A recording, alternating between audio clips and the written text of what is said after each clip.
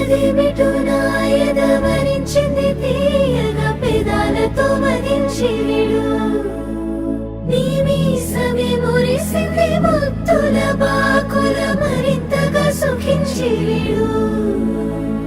మోముకు కాళ్లకు నునులేత వేళ్లకు పూలతో దిష్టి తీయనా కందుల తోటలో పూచిన జాబిలి నీవని హత్తుకుందునా